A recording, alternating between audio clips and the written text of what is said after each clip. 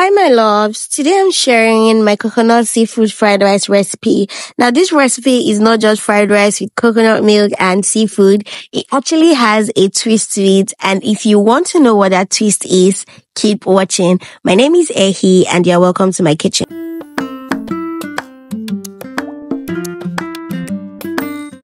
So these are some of the ingredients that I'll be using for this recipe. One of our star ingredients is coconut milk. I'm using store-bought coconut milk, but you can make your own coconut milk at home if you have the time. Then I have some carrots, green beans, chopped onions, spring onions, some onions to boil the chicken, some pepper mix made up of Scotch bonnet pepper and onions, some spices, my chopped bell pepper, some prawns, and some snail. Now, the first thing I like to do is boil my protein. I'm using chicken for this, but you can use any protein of choice. I'm having to film this because I needed to show you how to make quality stock, because you need quality stock for this recipe. Whilst I was filming these, I tried to make a list of all the spices, but I'll leave a list of all the spices in the description box so you can check that out much later. So you want to put all of the spices in and you want to mix till it is totally combined. Now, one of the secrets of making quality stock is you do not want to add water at this point. So after mixing, you just want to cover it up and allow it simmer on low heat till it starts to produce some juice. Whilst that is cooking, I proceed to boil my snail. So I like to boil my snail separately just to be on the safe side. I'm using store-bought snail, and I like to boil it and then drain out some of the water because I'm not sure of how they cleaned it, even though I tried to clean it myself. Please don't pay attention to this cover. The cover of this saucepan is broken, so I had to improvise basically. You want to consistently check your chicken to ensure that it is cooking evenly, so you want to stir at intervals. If you notice it is beginning to produce some liquid, but we're not done yet. So after stirring, you want to cover it and allow it to continue to simmer on low heat to produce some more juice. Now, once the snail has cooked for about 7 minutes, I like to drain out the liquid and then put some clean water and let it cook again for about 5 more minutes.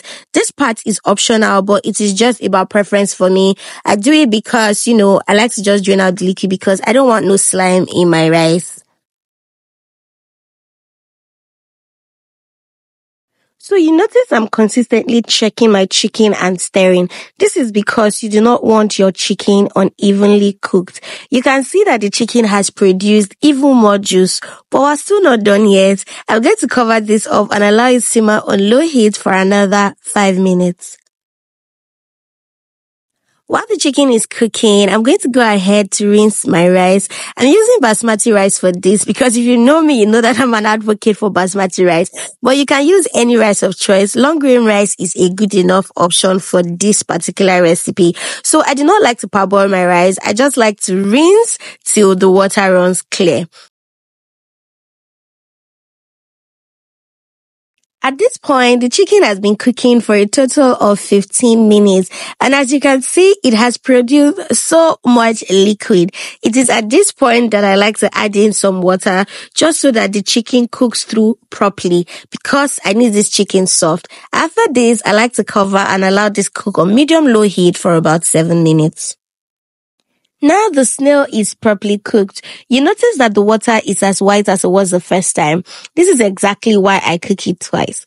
Also, our chicken is ready. I like to take out the chicken and then sift out the chicken broth because I do not want all the pepper, onion, and rosemary particles, but you can use yours like this. It really is just preference for me. Once I have my quality meat stock ready, I proceed to the cooking process proper. I'm using sesame oil for this, but you can use any oil of choice. Coconut oil is also a very good option for this. So what we're doing at this point is we're toasting our rice. See, I cannot overemphasize the need to toast your rice when you are making fried rice. It is not optional. It just amps the flavor and appearance of the dish. Now you want to put in your pepper mix according to preference. I wanted this a bit spicy and that's why the pepper is looking a lot. I like to add in some curry, some thyme, and then the ogbonge of this dish, the twist, pepper soup spice. See, if you add pepper soup spice to this recipe and you no bang, my guys, look for me. Look for me. Pepper soup spice just amps the flavor of this dish. Trust me. So I add in my washed basmati rice at this point and give that a very good mix. So you want to toast this till all of the water dries out. You notice that there is some water in here. You really want to just toast it till it is nice and dry.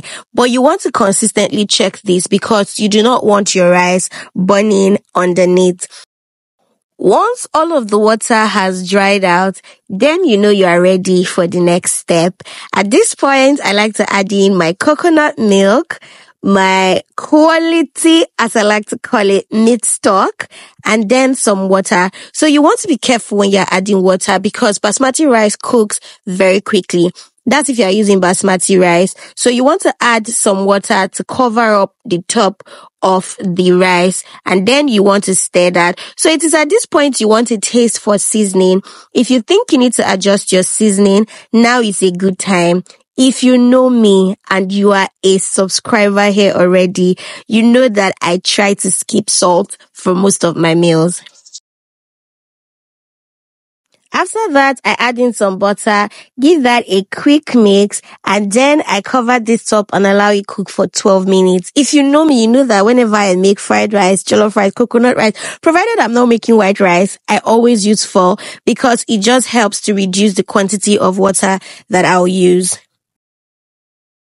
Once that is cooking, we can then prep our prawns because we are almost done.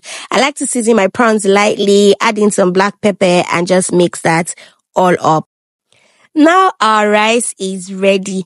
Please, the last thing you want to do is abandon your rice on fire. You want to consistently check and stir so that your rice cooks evenly. The fact that I didn't film it doesn't mean that I did not do it. Now to the final part of our cooking process. I'm using vegetable oil for this, but as always, you can use any oil of choice.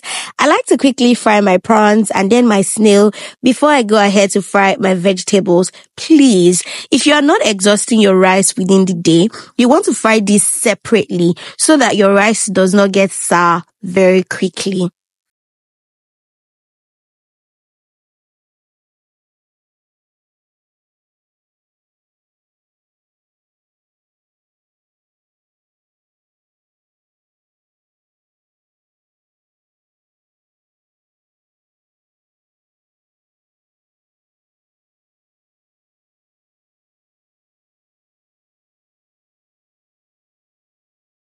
So to fry the vegetables, I like to put in my carrots first, and that's just because the carrots are the hardest of all the vegetables that I'll be using for this recipe. So I like for the carrots to soften a bit before I go in with the green beans and then the bell pepper.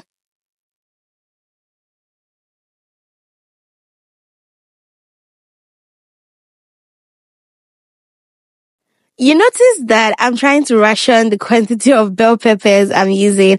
That's just because you do not want too many vegetables in your rice. It just doesn't look good and it doesn't appear nice. If you're using sweet corn, kidney beans, green peas, now is a good time to put it. I like to season my vegetables lightly because I do not like bland vegetables. Then I go in with my prawns, my snail, just give that a good mix and allow it simmer for just under 2 minutes before I add in my already cooked rice.